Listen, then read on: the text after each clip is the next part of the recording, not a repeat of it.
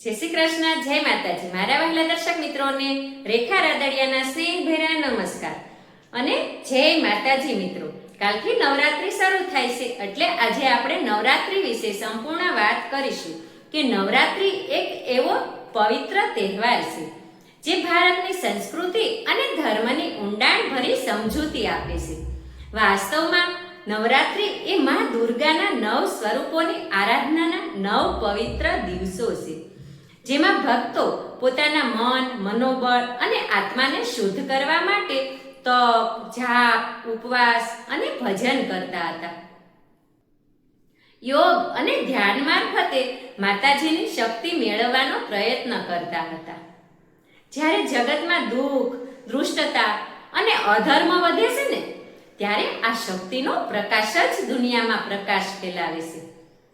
જૂના સમયમાં લોકો નવરાત્રીમાં શાંતિથી ઘર અથવા મંદિરમાં કળશ સ્થાપન કરતા, જુવારા વાવતા, અખંડ દીવો પ્રગટાવતા, માતાજીના મંત્રોના જાપ કરતા અને માતાજીના શ્રદ્ધાથી ગરબા રમતા, અને તે પણ ખૂબ જ ભક્તિભાવથી રમતા.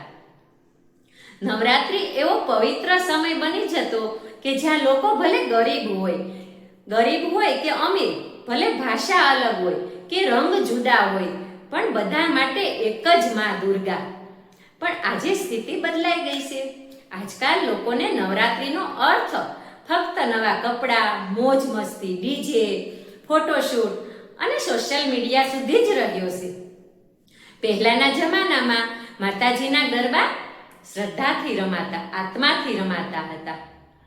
ગરબા માતાજી માટે નહીં, પણ સ્પર્ધા માટે રમાય છે. અને આજકાલ તો એટલા મોડર્ન થયા છીએ કે માતાજીના મંદિર સામે પણ ફોટો માટે પોઝ લેવાય છે.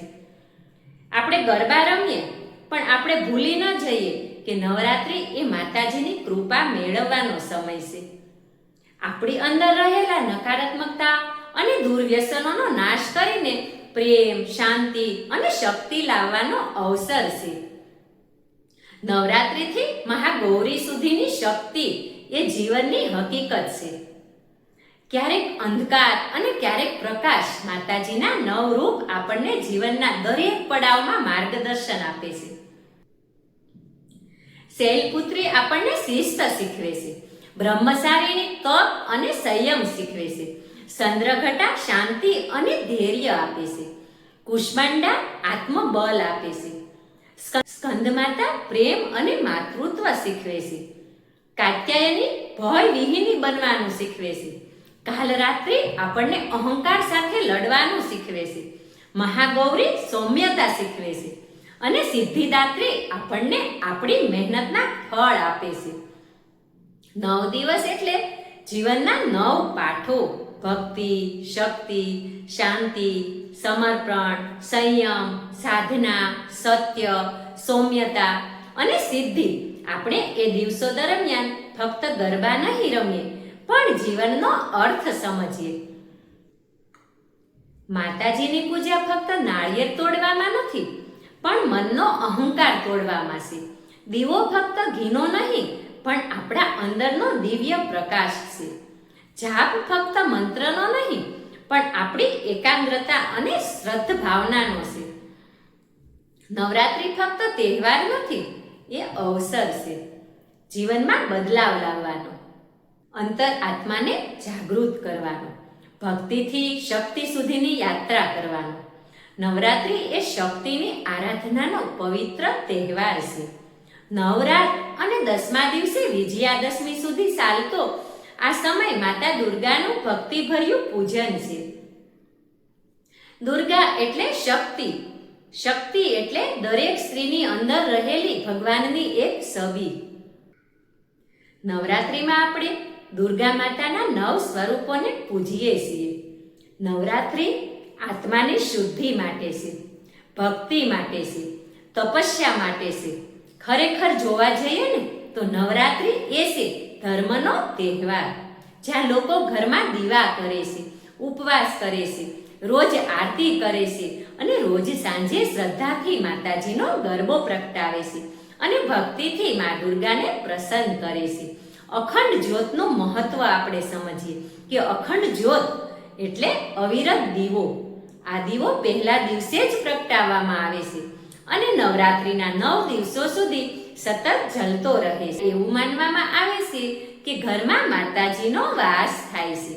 આ દીવો ઘરના દરેક ખૂણામાં પ્રકાશ ફેલાવે છે અને નકારાત્મક શક્તિઓ દૂર કરે છે. અખંડ જ્યોત આપણી શ્રદ્ધાનું પ્રતીક છે. જ્યોત જેવી અડગ રહે તેવી જ આપણી ભક્તિ હોવી જોઈએ. જુવારાનું મહત્વ શું છે તે પણ આપણે સમજીએ કે પ્રથમ દિવસે આપણે માતાજીની પૂજા માટે કુંડામાં માટી મૂકીએ છીએ અને એમાં જુવારાના બીજ વાવીએ છીએ. એ બીજ ધીમે ધીમે ઉગે છે અને 9મા દિવસ સુધી તેમાં લીલોતરી આવે છે. એ દર્શાવે છે કે આપણું જીવન પણ મા દુર્ગાની કૃપાથી લીલોતરી રહે, ફૂલતું રહે અને વિકાસ પામતું રહે. પણ પવિત્રતા અને ધીરજનું પ્રતીક છે. જેમ આપણે પ્રેમથી પાણી છાંટીએ તેમ માતાજી પણ આપણું જીવન પ્રસન્ન કરે છે. જુવારો બતાવે છે કે આપણું જીવન પણ માતાજીની દયા પર નિર્ભર છે. જો આપણે શ્રદ્ધાથી ભક્તિ કરીએ ને તો ભગવાન આપણું જીવન પણ હરિયાળું બનાવે છે. હવે આપણે વાત કરીએ ઉપવાસ વિશે. નવરાત્રિમાં માતાજીના ઉપવાસ કરવા જોઈએ. માતાજીના ઉપવાસ કેમ રાખવા તે આપણે વાત કરીએ કે નવરાત્રિમાં ઉપવાસ રાખવો એ માત્ર ભૂખ્યા રહેવાનો સંબંધ નથી. એ મનની શુદ્ધિનો પ્રયાસ છે. ઉપવાસ એટલે મન, વાણી અને શરીર ત્રણેયને નિયંત્રિત કરવાનો સમય. જે ખોરાક નિયમિત ખાઈએ છીએ તેમાં થોડો અવરોધ લાવીને આપણી અંદરનો લોભ, ક્રોધ, કામને દબાવીએ છીએ. ઉપવાસમાં આપણે ફળ અને જળ પર રહીએ છીએ. ઓછું બોલીએ અને વધુ ધ્યાન લગાવીએ તે જ ખરો ઉપવાસ કહેવાય. એ તપ છે. તપ એટલે ભગવાન માટે કરેલું. ઉપવાસ કરતી વેળાએ જ્યારે મા દુર્ગાને યાદ કરીએ છીએ ને ત્યારે મા દુર્ગાના આશીર્વાદ આપણા પર વરસે છે. ખાસ કરીને સ્ત્રીઓ માટે નવરાત્રિના ઉપવાસ માતાજીની કૃપા મેળવવાનો સારો રસ્તો છે. ઉપવાસથી શરીર સાફ થાય છે, મન શાંત થાય છે અને મનથી ભક્તિ વધે છે અને ભક્તિથી ભરેલું જીવન બને છે. હવે આપણે જોઈએ કળશ સ્થાપનનું મહત્વ કે કળશ સ્થાપનનું મહત્વ શું છે કે કળશ સ્થાપન કેવી રીતે કરવું. કળશ એટલે માતાજીનું આગમન.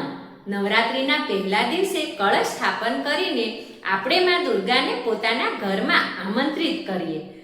કળશનો અર્થ છે જીવન, શાંતિ અને પવિત્રતા. કળશ સ્થાપન માટે સવારે ઘરની પવિત્ર જગ્યા સાફ કરો. એક લાલ કપડું પાથરી ઉપર માટીનું કુંડું મૂકો અને તેમાં જુવારાના બીજ વાવો અને એ માટીની આજુબાજુ પાણી છાંટો અને પછી જ એ માટી પર એક કળશ મૂકો અને તે કળશમાં શુદ્ધ પાણી ભરો. તેના ઉપર આંબા અથવા આસોપાલવના પાંદડા મૂકીએ. તેના પર લાલ કપડું બાંધી નાળિયેર મૂકીએ અને બાજુમાં અખંડ જ્યોત રાખીએ. રાત્રિમાં માતાજીની મૂર્તિ કે ફોટા પાસે દૂધ, ફળ, ખીર, પુષ્પ વગેરે વડે પૂજા કરીએ. રોજ સવારે અને સાંજે દીવો કરીએ, આરતી કરીએ અને માતાજીની સ્તુતિ કરીએ. જ્યારે આપણે પોતાના ઘરમાં માતાજીનો આવકાર કરીએ છીએ ને ત્યારે ઘરમાં આનંદ, સમૃદ્ધિ અને શાંતિ આવે છે. નવરાત્રિ એ માત્ર તહેવાર નથી, એ સંસ્કાર છે, ભક્તિ છે, શક્તિ છે, પવિત્રતા છે. જ્યારે આપણે દીવો કરીએ, ઉપવાસ કરીએ, જુવારા ઉગાડીએ, કળશ મૂકીએ અને ભક્તિથી માતાજીની આરતી ગાઈએ ત્યારે એ નવરાત્રિ જીવંત બને છે. આપણે આ નવરાત્રિમાં ભક્તિ લાવીએ, ગરબા રમતા રમતા મા દુર્ગાને યાદ કરીએ અને રોજે કળશ સ્થાપન કર્યું હોય ત્યાં હાથ જોડીને નમસ્કાર કરીએ. દીવા સાથે દુઃખો ભસ્મ કરીએ. આજે આપણી શ્રદ્ધા ફરીથી જીવે એવી મા દુર્ગાને આપણે પ્રાર્થના કરીએ. મારો વિડીયો તમને ગમ્યો હોય તો તમારા ગ્રુપમાં શેર કરજો અને કમેન્ટમાં જય માતાજી લખી દેજો. અને હું રોજે નવરાત્રિમાં 9 માતાજીનો મહિમા તમને સમજાવવાની છું. મારો વિડીયો રોજ સાંજે 7 વાગે આવી જશે. તો તમે મારી ચેનલમાં નવા હોય તો મારી ચેનલને સબસ્ક્રાઇબ કરી દેજો જેથી કરી તમને માતાજીનો મહિમા મળી જાય. અને મારી ચેનલ સાથે જોડાયેલા રહેજો. માતાજી બધાને સ્વસ્થ રાખે, સુખી રાખે, નિરોગી રાખે અને શક્તિ આપે તેવી માતાજીને પ્રાર્થના કરીએ. જય માતાજી, જય મા અંબે.